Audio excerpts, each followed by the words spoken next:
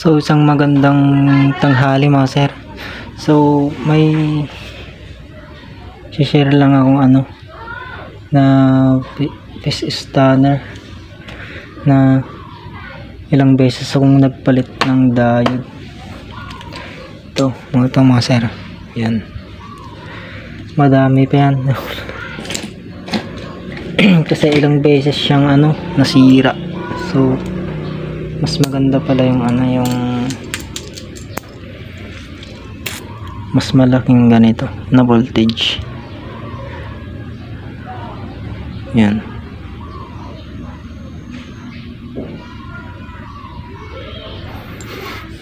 So ito kinuha ko po kay Sir Christian. Nasira din ito. So buti nakita ko yung isa na ganito dun sa may lalagyanan ko. So bago ko po subukan, shoutout muna tayo mga sir. So shoutout kay kay Red Eye Electronics.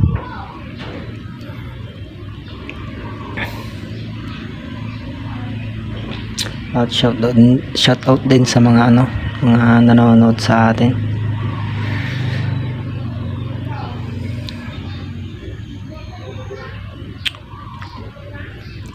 So wala na pong intro mga sir. Tara, subukan na po natin.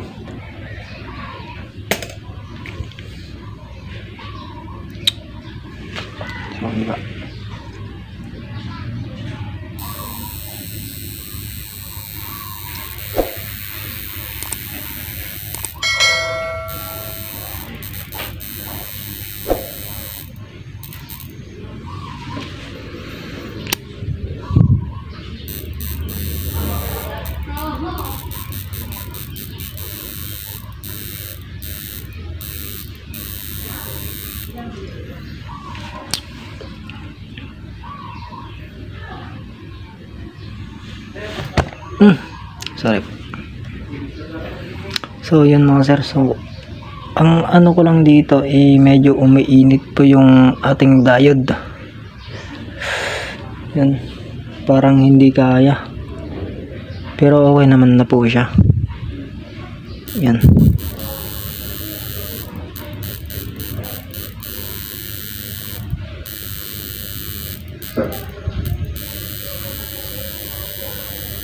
Yung ating MOSFET po IRF 44 in po.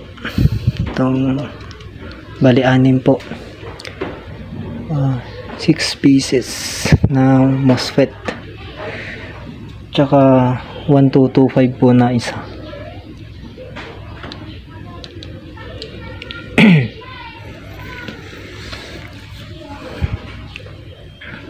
So medyo maganda po naman yung dalay niya.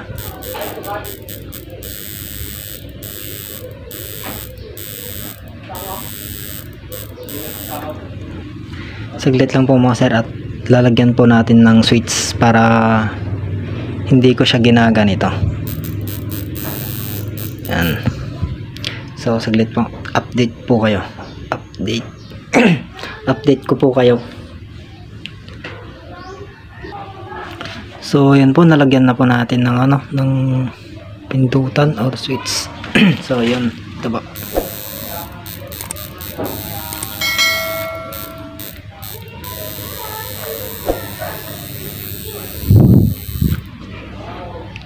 So maganda po, hindi po uminit yung ating MOSFET kahit konti po.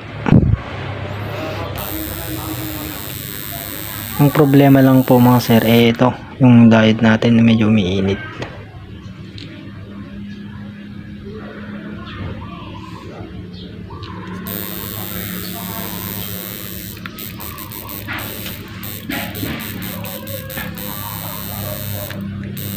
Yun.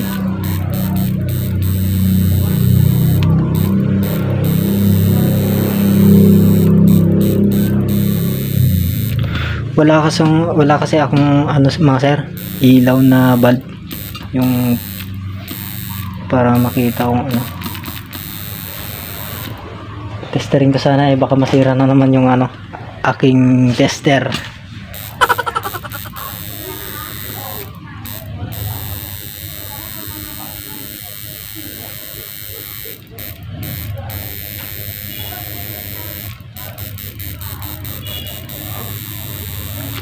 So hanggang dito na lang po yung ating content.